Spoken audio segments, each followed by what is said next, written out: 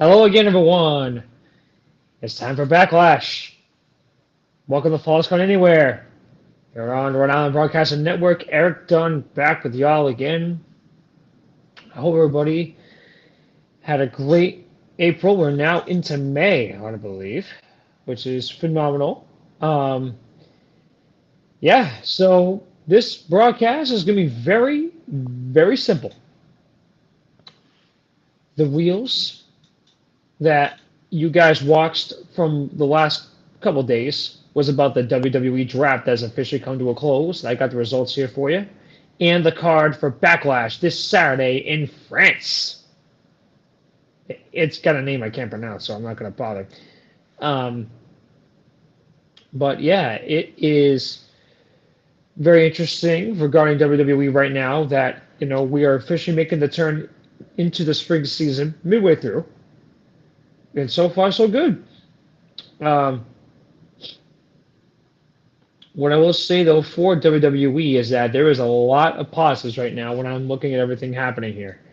And before I go any further, this broadcast, The Falls Gone Anywhere, is the exclusive property of Rhode Island Broadcasting and Erik Dunn for the private use of our audience by any publication, reuse, or redistribution by anyone is not prohibited, and is given the express consent by Erik Dunn, Rhode Island Broadcasting, and Ron Rigo to be shared and is greatly appreciated. And if you guys are wondering what this background is, yeah, I'm back in Attleboro again. Never thought I would be, but you know, it's the way it is. But however, this broadcast is live every Wednesday night at 5 right here on Facebook, X, YouTube, and Twitch. We're also available as well on Red Circle, Amazon, Google, Spotify, TuneIn, and Podbean Podcast. Follow us on our Facebook and our YouTube channels, as well as buy me a coffee at RI Broadcasting. That's RI underscore broadcasting. So with that being said, let me break down all this for you right now, and that is the draft. So it began on SmackDown Friday night, and this is what happened. So night one, for round one, SmackDown, Bianca Belair. Then Jey Uso got drafted to Raw. For SmackDown, they selected Carmelo Hayes, and Raw was Seth freaking Rollins. Round two, SmackDown was Randy Orton. Raw was Braun Breaker. SmackDown was Nia Jax. Raw was Liv Morgan. Round three, SmackDown was LA Knight. Raw was Ricochet. SmackDown was the Bloodline, Solo Sikoa, Toma Tonga, and Paul Heyman. That doesn't even count Roman Reigns right now because he would actually withdraw from the draft. He withdrew himself from the draft. That's interesting. Um, and then Raw selected Sheamus. And then round four, SmackDown selected the phenomenal AJ Styles. Raw selected Alpha Academy. SmackDown selected Andre. Raw selected Kiana James. A call from NXT. And then, as announced on social media, SmackDown picked the OC, Luke Gallows, Carl Anderson.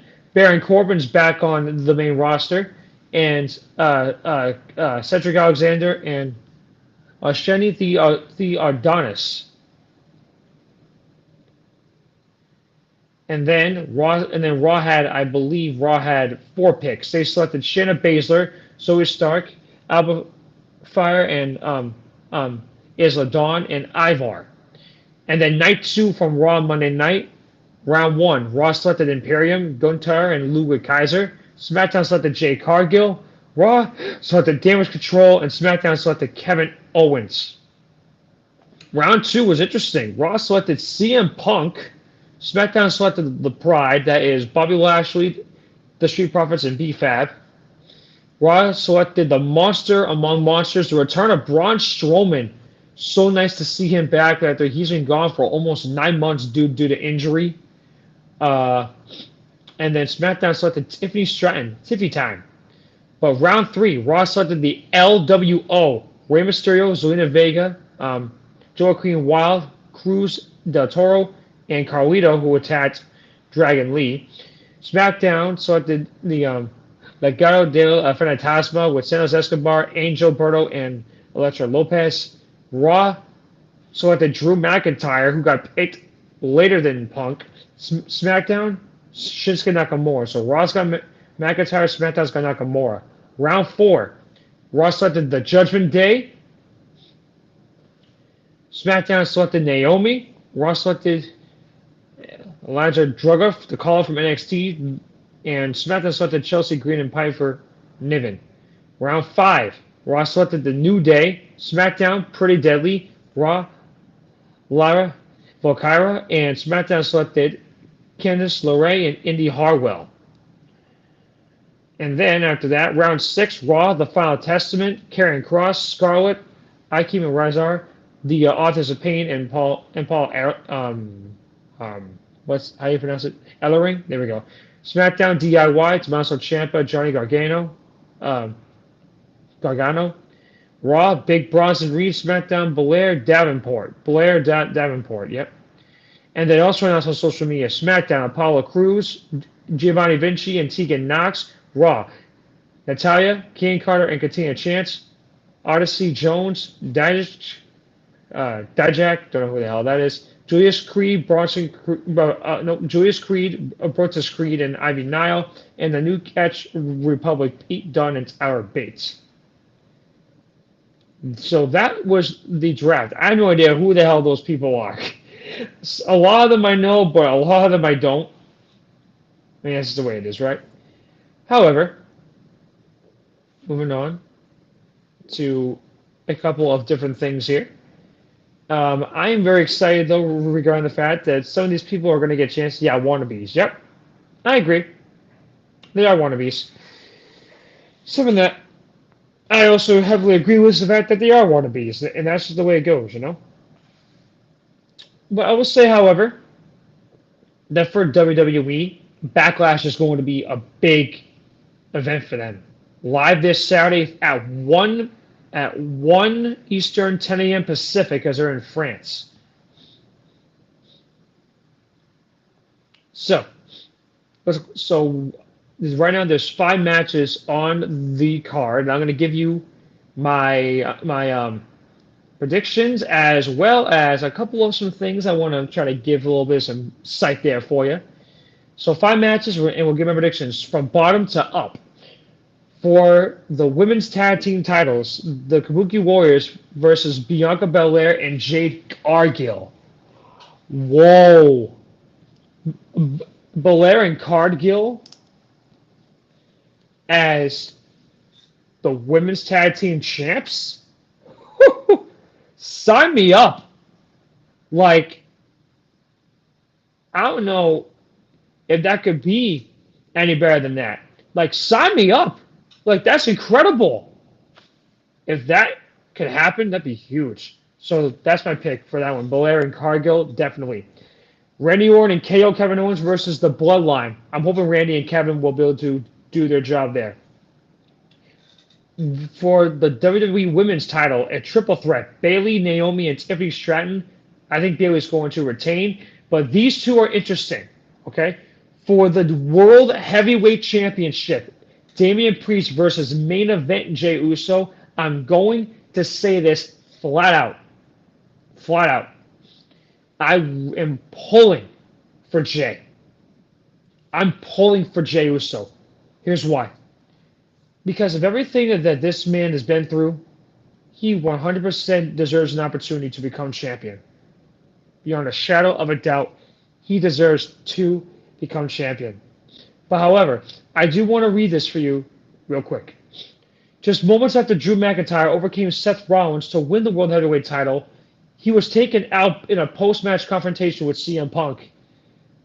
The Scottish Warriors' reign ended before it even begun. However, who's next to be tested for the new title holders' medal? Jey Uso would answer that question with a reckoning.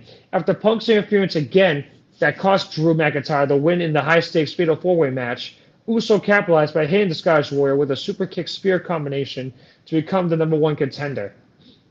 Jey Uso, in my opinion, deserves this opportunity to be World Heavyweight Champion. Damian Priest, in my eyes, should not be any further with this. I mean, I'm just being honest. He really should not. and I really want Jay to take this. But the main event for the undisputed WWE Championship, it's Cody Rhodes and AJ Styles. At WrestleMania, Cody overcame all odds and finished his story by conquering Roman Reigns in a Bloodline Rules match to become the undisputed WWE Champion. Rhodes returned from the Showcase of the Immortals to a hero's welcome on Raw and SmackDown, but however, there is no rest for the superstar that stands at the top of the mountain. A new battle quickly waged to determine who would be the #1 contender to challenge the American Nightmare at Backlash France. In a pair of hard-fought triple threat matches, LA Knight defeated Bobby Lashley and Santos Escobar. AJ Styles edged Kevin Owens and Rey Mysterio. And then to determine the #1 contender, the Phenomenal One overcame his bitter rival LA Knight in an explosive WrestleMania rematch. Rhodes and Styles are two of the only 4 superstars who have held both the WWE and the NWA World Heavyweight titles. Can Styles change the story and become WWE Champion from a title holder who is riding the wave of destiny, or will the story be written again by Cody? This is pretty interesting. I think it could go either way, if I'm going to be honest with you. This will definitely be a banger for sure. But I will say that when I am thinking about this matchup for Backlash, this is a great main event to me. We're getting the chance to basically see AJ and Cody again. You couldn't have written a better script than that in my eyes. You're looking at a great fight right now, and that's a main event. I'm going to be brutally honest with you, that is a great main event, beyond a shadow of a doubt. And, granted, there's only 5 matches to Backlash, but the predictions I gave were pretty vile in my eyes. They were pretty, reasonable. I don't even know if reasonable is even the right word to use, but I'm going to use it anyway. Regarding WWE, they're not back in the U.S. regarding premium live events until SummerSlam in Cleveland. And if I look at that correct, I believe that is in August. And I want to make sure I get that right, but I think it's in August. Last year, it was in July, which I think was extremely stupid, because SummerSlam's always been in August.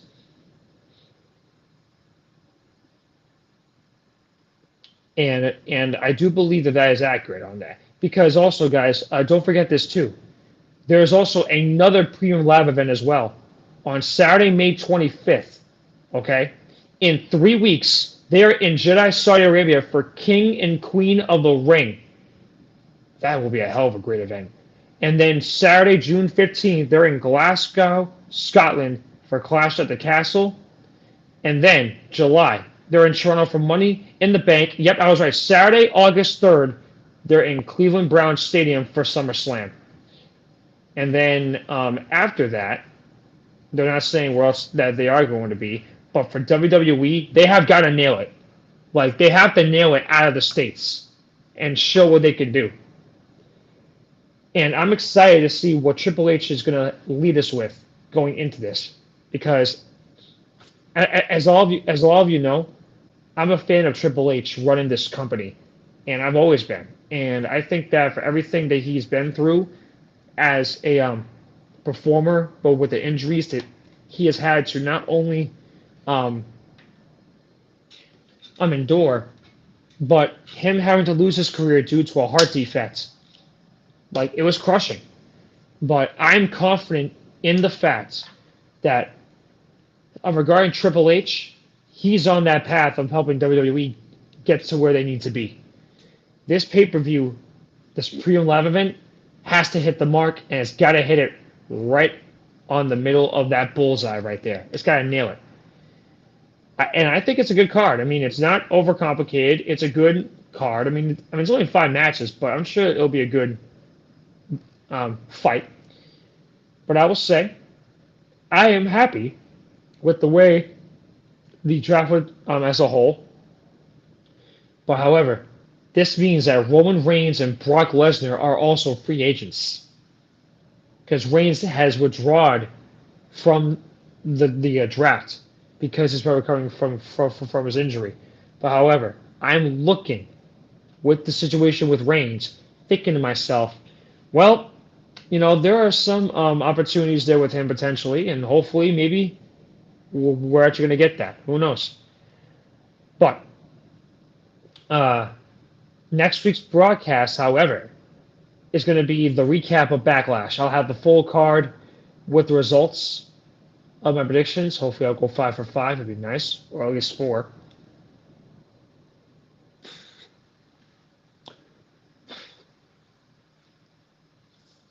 This is definitely a turning point for WWE, knowing they've got some really big events coming up, but all outside the U.S. until August. And they have to step up and show that Cody is worthy of not only being able to finish the story, but worthy to become champion. And we're going to have to wait and see what happens, but I do believe that regarding Cody, he deserves it. Let's see if he can prove why he does. So next week, guys, Backlash is going to be all running, and I'll give you everything that you need